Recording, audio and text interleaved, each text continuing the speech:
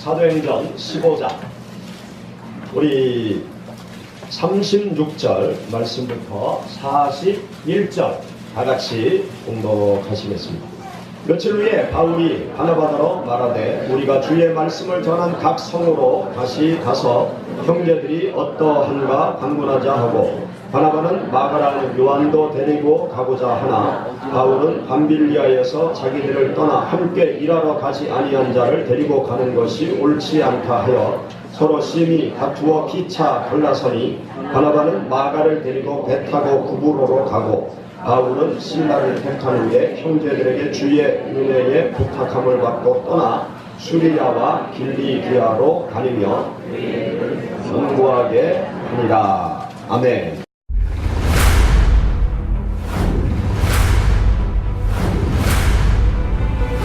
소라카를 같이 먹을 정도로 공유하자.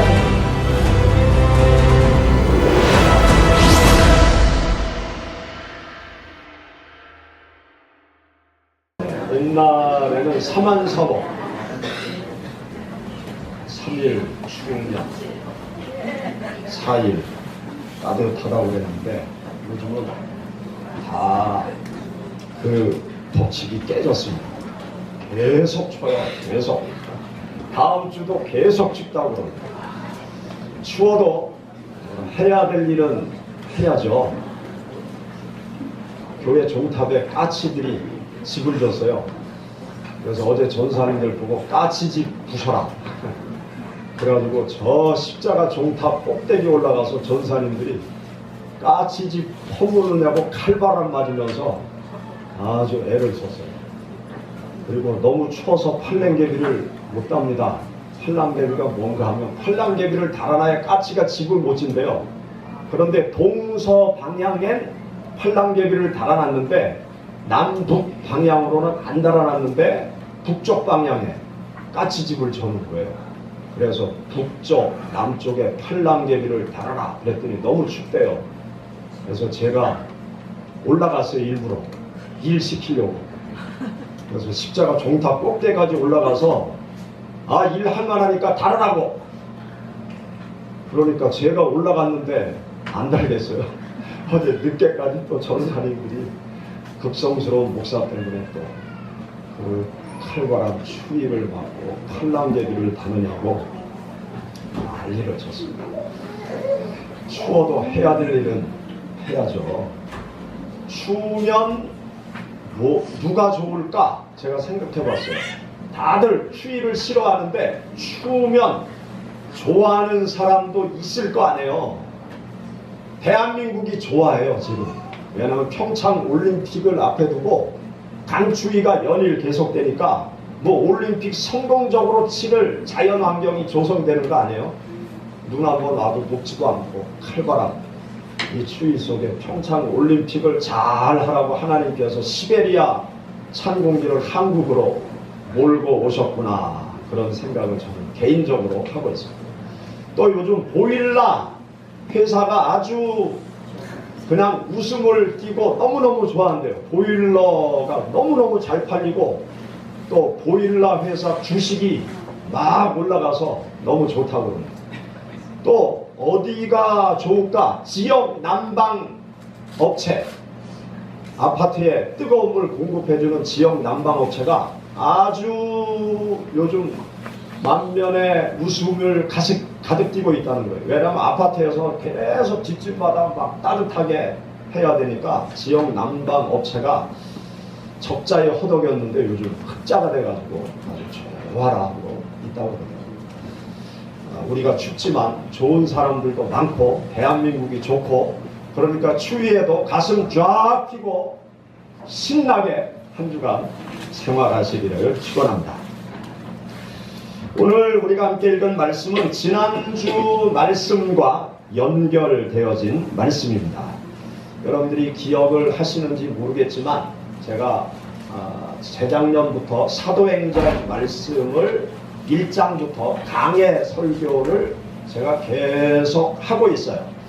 그러면서 때에 맞는 말씀이 필요하면 제가 중간중간 다른 메시지를 전하면서 사도행전 15장까지 우리가 읽어오면서 같이 은혜를 나누고 있습니다. 지난주에는 안디옥 교회에서 신앙적인 문제가 발생했죠. 어떤 그리스도인들이 예수님을 믿을 때 할례를 받아야 구원받을 수 있다, 그런 말을 하면서 안디옥 교회 안에 많은 논쟁이 생겨나게 되었어요. 결론이 나지 않아서 안디옥 교회 대표를 뽑아서 예루살렘 교회로 바울과 바나바를 보내게 되었죠. 그래서 예루살렘 교회가 회의를 열어서 예수님의 수제자 베드로가 발언을 하고, 또 예수님의 동생 야고보가 또 발언을 하고, 또 예루살렘 교회 여러 성도들이 발언을 하면서 우리가 예수 그리스도를 믿는 믿음으로 구원을 받는 것이지 그 외에 다른 것을 구원의 조건 속에 넣어서는 안 된다. 우리도 율법을 다 지키지 못하고 있는데 왜 이방인들에게 율법을 지키라고 우리가 더 요구를 해야 되느냐, 그렇게 결론을 내려서 구원은 오직 예수 그리스도를 믿음으로 구원 얻는 것이다 라는 답을 이제 안디옥 교회가 얻게 되어집니다. 그래서 안디옥 교회의 성도들은 마음속에 평안을 얻고 모든 혼란을 다 정리하고 이제 평안하게 바울과 바나바 또 안디옥 교회 모든 성도들이 열심히 기도하면서 예수 그리스도의 복음의 말씀을 증거하게 되어집니다. 그렇게 안디옥 교회에 머무르면서 바울과 바나바가 하나님의 말씀을 증거하고 전도하고 또 성도들을 가르치는 중에 어느 날 바울이 자기 스승과도 같은 바나바에게 제안을 해요. 어떤 제안을 하는가 하면, 우리가 1차 선교 여행을 다녀왔는데 1차 선교 여행 지역을 다시 한번 돌아보는 것이 어떻습니까? 우리가 전도한 사람들이 있고 교회를 세우는 곳이 있는데 그 성도들이 또 교회들이 든든히 서 있는지 우리가 찾아가서 좀 살펴보고 돌보는 것이 좋겠습니다. 그렇게 제안을 하죠. 그러니까 바나바가 아주 좋은 생각이라고, 그렇게 하자고.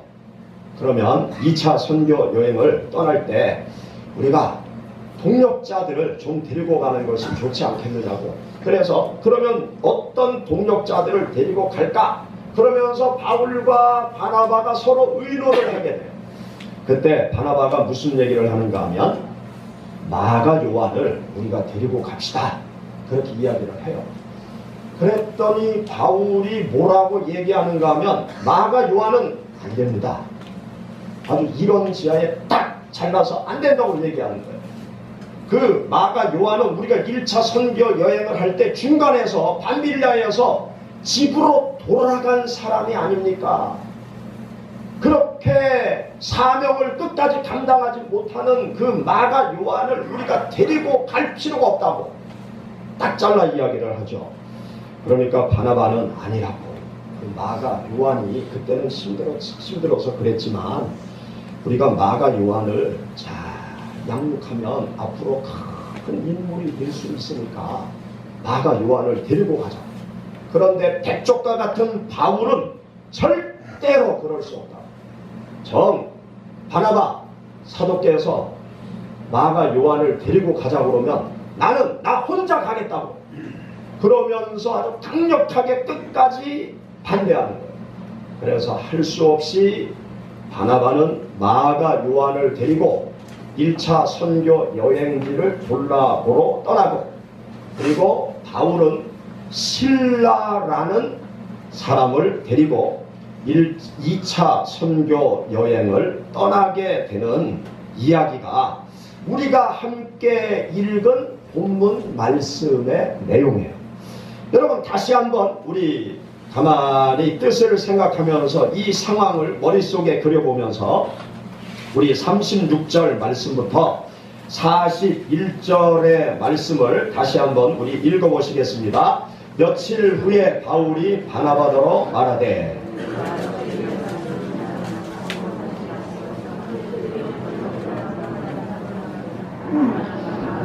바나바는 요한도 데리고 가고자 하나 바울은 밤빌리아에서 자기들을 떠나 일하러 가지 아니한 자를 데리고 가는 것이 옳지 않다 하여 서로 심히 다투어 피차 갈라서니 바나바는 마가를 데리고 배 타고 구브로로 가고 바울은 실라를 택한 후에 형제들에게 주의 은혜에 부탁함을 받고 떠나 수리아와 길리기아로 다니며 교회들을 견고하게 하니라. 아멘. 이 말씀을 제가 읽으면서 이 말씀을 가지고 설교 준비를 하는데 제가 처음에는 생각의 차이라는 제목으로 설교 준비를 쭉 했어요. 그런데 하나님께서 이 생각의 차이라는 제목의 설교를 하기 전에 다른 교훈의 말씀을 제 마음속에 주셔서 생각의 차이는 다음 주에 제가 설교를 할 것입니다.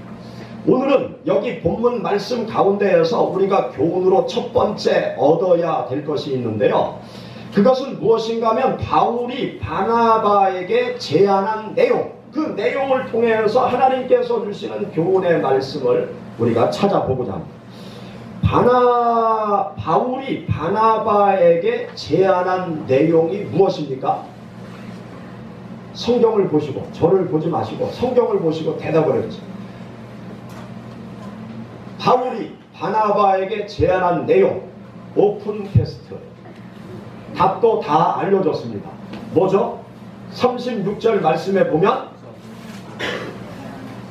주의 말씀을 전한 각 성으로 다시 가서 형제들이 어떠한가 방문하자. 그렇게 바울 사도가 바나바에게 제안을 했죠. 그리고 41절 말씀 우리 다시 한번 읽어보시죠. 수리아와 길리기아로 다니며 교회들을 견고하게 하니라. 결론적으로 교회를 견고하게 만들었다. 그렇게 기록을 해놓고 있습니다. 바울이 바나바에게 제안한 내용은 복음의 씨앗을 뿌리고 그것으로 끝낸 것이 아니었음을 우리에게 가르쳐주고 있어요. 복음의 열매를 거두어 드리고 그것으로 끝낸 것이 아니다 라는 것을 우리들에게 가르쳐주고 있어요. 복음을 전한 지역에 다시 찾아가서 예수님을 믿기로 결심한 성도들, 또 예수님을 믿고 가정의 교회를 세워놓은 그 교회들을 돌아보고자 하였던 것이 바울의 마음이었고 베드로의 마음이었던 것입니다. 마치 부모가 자기가 낳은 자녀를 지극정성으로 돌보듯이 영적인 자녀를 돌보고자 했던 것이 바울의 마음이었고 바나바의 마음이었던 것입니다. 자기가 낳은 자식을 돌보는 일, 이것은 지상에 존재하는 모든 생명체의 본능이죠. 그리고 모든 생명체의 도리라고 말할 수 있습니다. 이 세상에 있는 모든 생명체는 자기가 낳은 자식을 아주 극진히 돌봐요. 극진히 돌봐서 잘 성장하도록, 건강하게 성장하도록, 생명을 유지하도록, 그래서 스스로 자신의 삶을 살아가도록 아주 지극정성으로 이 땅에 있는 모든 생명체들은 자기가 낳은 자식을 그렇게 돌보고 있습니다. 짐승들도 자기가 낳은 자식은 지극정성으로 돌봐요. 자기 그 새끼들이 성장해서 홀로 잘 살아갈 수 있을 때까지 짐승들도요 지극정성으로 돌봐요. 저희 집에 고양이 한 쌍이 있는데 이 고양이 한 쌍이 새끼 3마리를 이전에 낳았어요. 그리고 다들 분양을 해 주었는데 이 새끼를 낳은 고양이 엄마가 자식을 돌보는 광경을 제가 보면서 저는 아주 감동을 받았어요. 이 고양이 엄마가 자기 새끼를 돌보는 그 모습을 보면서 이 동물 세계에 대해서 제가 새로운 눈을 뜨게 되었어요. 이 고양이 엄마가 자기 새끼를 돌보는데요.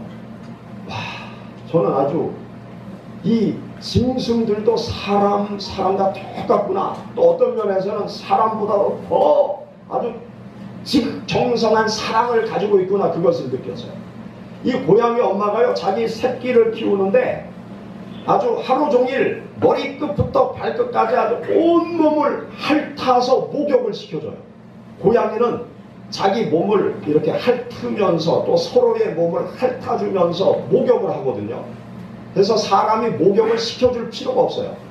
괜히 고양이 키우는 사람 돈 들여서 목욕 시켜주지 마세요. 고양이가 물을 되게 싫어해요. 이 새끼를 아주 하루 종일 3마리를 머리끝부터 발끝까지 아주 꼬리끝까지 발바닥까지 아주 혀로 핥아서 깨끗하게 그렇게 목욕을 매일 시켜줘요. 그리고 이 3마리가 엄마 젖을 먹으려고 막 머리를 치밀고 들어와도 아니 젖을 먹으라고 젖을 내주고요. 그리고 이 고양이 엄마는 새끼 곁을 절대 떠나지 않아요. 이 갓난 아이 자기 새끼 곁을 절대로 떠나지 않아요. 그래서 그 새끼를 옆에서 계속 돌보고 또 옆으로 조금 갔다가도 새끼들이 낑 소리만 나도 얼른 와가지고 또 그 새끼들을 돌보고, 그리고 저희가 새끼를 탁 만지잖아요. 그럼 어디 갔다 오면 고양이 새끼 있는 곳에 새끼가 없어요. 그래서 두리번 찾아보면 다른 곳으로 옮겨놨어요. 사람 손이 닿으면 반드시 고양이가 자기 새끼를 이 목 뒤를 톡 물어가지고 다른 데로 안전한 곳으로 이렇게 늘 옮겨 놓으면서 자기 새끼를 보호하더라고요. 이 고양이 엄마는요, 절대로 이 새끼 곁을 떠나지 않아요. 그런데 고양이 아빠는 어떻게 할까요? 그냥 이리 저리 빈둥빈둥 놀면서 이쪽에도 펄쩍 떠가고 저쪽도 펄쩍 떠가고 별로 새끼들한테 관심이 없어요.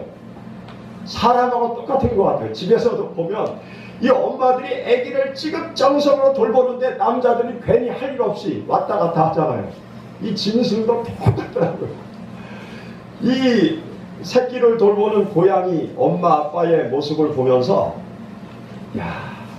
참 짐승들의 세계도 사람들의 세계와 똑같구나. 그 부모가 자식을 아끼고 돌보고 키우는 모습, 그 모습은 사람들의 모습과 전혀 다를 바가 없구나.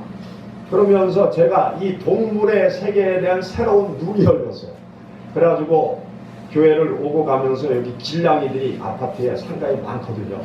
근데 고양이들 보면 괜히 치근해요. 그 고양이 전부 다 데려다가 집에 데려다 놓고 키우고 싶은 마음. 그래서 예를 들어서 그냥 저희 집이 일반 주택이면 그냥 다들 그냥 와서 먹고 살도록 그냥 먹이도 많이 주고 그러고 싶은 그런 마음이 들고 있어요. 이 모든 생명체는요, 사랑의 돌봄을 통해서 성장하고 생명을 유지할 수 있습니다. 어떤 생명체든지 태어난 후에 사랑의 돌봄을 받지 않으면 이 생명체가 죽을 수도 있어요. 또 지속적으로 건강하게 성장할 수가 없는 그런 불행한 일들이 생깁니다. 사랑하는 여러분, 요즘 이 고독사라는 단어가 매스컴에 심심치 않게 등장하고 있어요. 홀로 쓸쓸히 죽어가는 죽음, 그것을 일컬어 고독사라고 표현을 하는데, 여러분 작년에 11월경에 그 영화 배우 중에 이미지 씨가 홀로 쓸쓸히 고독사한 사건을 아시는 분은 아실 겁니다. 이미지 씨 돌아가셔서 인터넷 검색을 해보세요. 아, 이 사람이 이미지 씨구나. 그런데 이분이요, 죽은 지 2주 만에 발견이 됐어요. 혼자 오피스텔에 살고 있었는데 아무도 그 사람을 찾지 않는 거예요. 벌써 죽었는데 아무도 그 집을 찾지 않고 아무도 연락을 해오지 않고 2주가 지났는데 아무도 찾아오지 않다가 이웃에서 너무나 이상한 냄새가 많이 나가지고 신고를 합니다. 그래서 경찰이 강제로 와서 문을 열고 보니까 벌써 죽은 지 2주가 지난, 그렇게 홀로 쓸쓸히 죽어간 영화 배우의 이야기. 이 고독사는요, 사실 일본에서부터 생겨난 신조어예요. 1990년 이후부터 일본에 홀로 쓸쓸히 죽어가는 많은 사람들이 생겨나기 시작한 거예요. 그래서 고독사라는 신조어가 일본에서 생겼습니다. 그런데 우리나라는요, 2011년부터 고독사라는 단어를 쓰기 시작했어요. 2011년부터. 2011년 이후부터 이 고독사 이 사건이 계속 생겨나는 거예요. 왜 고독사가 생겨나느냐? 우리 사회가 옛날에 그 하나 잘 키운 자식 열아들 부럽지 않다 그러면서 국가에서 이 산하 제한 정책을 오랜 세월 동안 펼쳤어요. 그 효과가 이제 막 80년대 지나고 90년대 지나면서 막 나타나는 거예요. 그래서 더 이상 가정들이 많은 자식을 낳지 않고 하나씩만 낳는 거예요. 그러면서 외동 자녀가 많아지는 거예요. 자식들이 형제가 없어요. 그러면서 홀로 사는 젊은이들도 많이 생기고요. 또 이혼이 급격하게 늘어나면서 이혼 가정들이 많아지는 거예요. 그리고 우리나라가 97년에 IMF 경제 환란을 당하면서 경제적으로 어려움을 겪는 홀로 된 사람들이 많이 나타나기 시작합니다. 계속 누적되면서 홀로 사는 청년들이 많아지기 시작한 거예요. 그러면서 외로움 속에 혼자 있다가 죽어가는 사람들이 너무나 많이 생기는 거예요. 그래서 아마 여러분들이 심심치 않게 홀로 있다 죽어간 사람들의 이야기를 듣는데, 혼자 사는 노인들 뿐만이 아니라 50대, 40대, 심지어 30대 청년들까지 고독사하는 일들이 우리 사회에 점점 많아지고 있는 그런 상황입니다. 이 고독사하는 사람들은 특이한 사람들이 아니라는 거죠. 사회현상을 연구하는 사람들이 다들 정상적인 대부분의 사람들인데 그냥 아무도 연락을 하지 않는 그런 상태에서 죽어가는 홀로 죽어가는 분들이 너무나 많이 생긴다는 것입니다. 사랑하는 여러분, 이런 사회 현상 속에서 우리 그리스도인들의 사랑과 돌봄의 행동이 그 어느 때보다도 요구되어지는 그러한 시대에 우리가 접해 들어가고 있습니다. 사회생활을 하면서 예수 그리스도를 믿는 우리 성도들이 예수님께서 내 이웃을 내 몸과 같이 사랑하라, 우리 그리스도인들에게 명령하시잖아요. 이웃을 사랑하는 것이 바로 하나님을 사랑하는 것이라고 하나님께서 우리에게 말씀하시잖아요.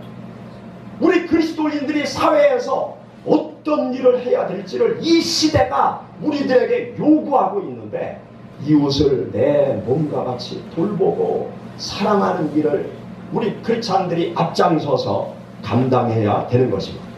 그래서 외롭고 쓸쓸하게 살아가는 많은 사람들에게 주님의 사랑을 베풀어서 그들을 일으켜 세워주고 주님의 사랑으로 그들을 구원하는 일을 우리 그리스도인들이 열심히 감당해야 되는 것입니다. 사랑하는 여러분, 이 고독사라는 것은요, 영적인 신앙생활 속에도 나타날 수 있는 문제라는 것을 우리가 심각하게 깨달아야 됩니다. 성도들을 서로 돌보지 아니하면 하나님의 자녀들도 영적으로 고독사할 수 있다는 사실을 알아야 돼요.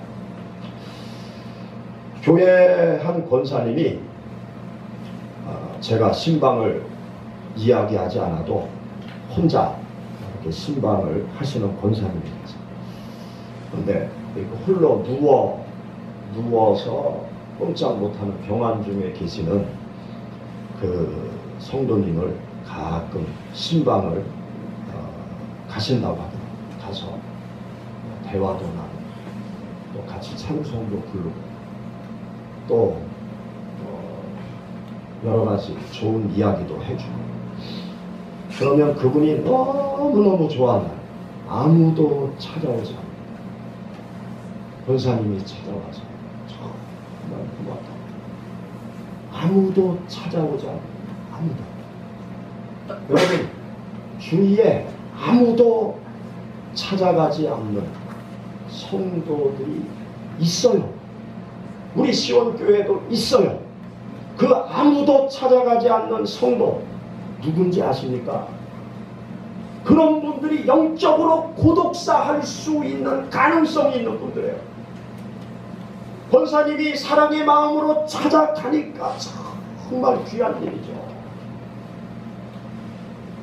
우리 주위에 내가 찾아가지 않으면 영적으로 고독사할 수 있는 성도들이 있다는 사실을 우리가 깨달아야 됩니다. 하나님께서는 우리에게 계속 말씀하세요.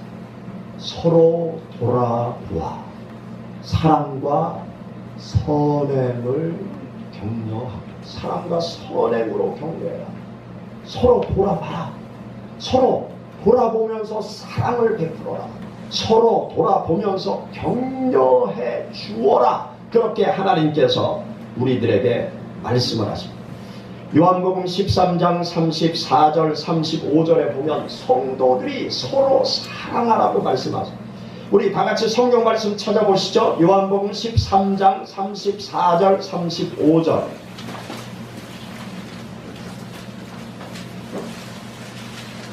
요한복음 13장 34절 35절 다같이 봉독하겠습니다. 새 계명을 너희에게 주노니 서로 사랑하라. 내가 너희를 사랑한 것 같이 너희도 서로 사랑하라. 너희가 서로 사랑하면 이로써 모든 사람이 내 제자인 줄 알리라. 아멘. 여기 말씀에 보면 서로 사랑해라. 예수 그리스도를 믿는 성도들이 서로 사랑하라. 그렇게 예수님께서 우리들에게 말씀해 주셨습니다. 시온 공동체 가족들을 서로 사랑하는 일을 우리가 열심히 해야 돼요. 서로를 우리가 어떻게 사랑할 수 있을까요? 첫째는 기도로 사랑해요. 기도. 우리 시온교회 성도들의 이름을 불러가면서 기도로, 기도 속에서 이름을 불러가면서 사랑으로 돌보고 섬기는 일을 해야 돼요. 시온교회 모든 성도들의 이름을 다 모른다고 그러면 학생들은 우리 학생부 아이들의 이름을 불러가면서 서로를 위해서 기도하고, 청년들은 청년들의 이름을 서로 불러가면서 기도하고, 또 우리 장녀들은 목장별로 내 목장 식구들의 얼굴을 기억하면서 그분을 위해서 하나님 앞에 날마다 이름을 불러가면서 그 가정을 위해서 서로를 위해서 기도하는 일, 그것이 서로 사랑으로 돌보는 일. 그리고 또 함께 만나서 얼굴을 맞대고 서로 정을 나누면서 신앙의 간증을 나누면서 서로 돌아보고 격려하는 일을 해야 돼요. 그 일을 하기 위해서 우리가 목장 모임을 갖는 거예요. 목장 모임이 중요한 이유가 있는데 서로 사랑을 나누고 서로를 격려하고 서로 삶을 나누면서 서로에게 사랑의 주님의 사랑을 베풀기 위해서 목장 모임을 가져야 됩니다. 현대인들이 아주 바쁘잖아요. 또 사람 만나기도 힘들잖아요. 또 다른 가정과 함께 만나기도 참 어렵잖아요. 이런 사회 속에서 목장 모임을 성도들이 열심히 가져서 다른 가정들과 다른 성도들과 함께 삶을 나누고 함께 기도하고 은혜를 나누고 말씀을 나누는 이 목장 모임이 활성화되어지면 우리는 영적인 고독사라는 단어와 관계없는 아주 건강한 생명력 있는 신명나는 신앙의 삶의 길을 걸어갈 수가 있는 것입니다. 이 시대가 우리들에게 서로 돌아보는 사랑을 요구하고 있어요. 결론적인 예화를 제가 하나 드리면서 설교를 마무리하려고 합니다. 아마 여러분들이 기억하시는 분들도 있을 거예요. 2003년 말에 어떤 그 사회면에 어떤 사건이 보도가 되었는가 하면 중학교 3학년 학생이 돌아가신 어머니와 6개월 동안 함께 생활을 합니다. 당뇨병을 앓고 있는 어머니와 그 아들이 함께 살아가고 있었는데 당뇨 합병증으로 엄마가 세상을 떠난 거예요. 그런데 이 집을 찾아오는 사람이 아무도 없어요. 그리고 이 아들은 어머니가 너무 보고 싶고 엄마와 계속 대화 나누고 싶고, 다른 사람들이 자기 가정에 관심을 두는 사람이 큰 사람도 없으니까 너무 외롭고 쓸쓸하니까 죽은 엄마라도 함께 있으면 마음의 위안이 되어서 그 죽은 엄마와 함께 생활을 합니다. 학교에 갈 때 엄마 학교 다녀, 학교 간다. 또 죽은 엄마를 놓고 엄마 학교 다녀. 그러면서 6개월을 살았는데 6개월 동안 아무도 찾아오지 않아. 결국 6개월이 지난 후에 그 죽은 엄마의 시신을 발견하게 되었습니다. 이것이 전국의 신문 기사를 통해서, 방송을 통해서 알려지게 되었습니다. 그런 후에 이 학생은 어떻게 됐을까요? 사회는 사건 보도하고 나면, 또 그런 사건 터지고 나면 잠시 기억하다가 잊어버리죠. 그 후에 어떻게 됐을까요? 그 후에 가까운 교회에서 그 학생을 돌보기 시작했습니다. 가까운 교회 목사님이 그 학생을 양아들로 삼았습니다. 그리고 그 교회 학생부 담당 전도사님이 그 아이를 적극적으로 돌보기 시작했습니다. 일주일에 한 번 이상 꼭 자기 집으로 그 학생을 데려다가 같이 밥을 먹으면서 좁은 이야기를 해주면서 그 아이를 적극적으로 그 전도사님이 돌보기 시작했어요. 그리고 그 기사가 보도된 후에 여러 기업체들이 후원금을 보내주기 시작했어요. 그래서 사회의 관심과 가까운 교회에서 아주 적극적으로 구체적으로 도움을 주면서 사랑을 베풀면서 이 아이가 그 외로움과 쓸쓸함에서 벗어나기 시작했어요. 그리고 열심히 공부를 하기 시작했어요. 그리고 4년제 대학에 들어갔어요. 그리고 사회복지를 전공해서 나도 도움이 필요한 많은 사람들에게 도움을 주면서 살아가겠노라고 사회복지를 전공하게 되었습니다. 사랑하는 여러분, 세상이 사랑을 요구하고 있습니다. 하나님의 사랑을 받은 우리 성도들이 사회 속에서 사랑을 베푸는 일을 통해서 한 영혼 한 영혼 구원하는 일을 우리 모두가 감당해야 될 줄로 믿습니다.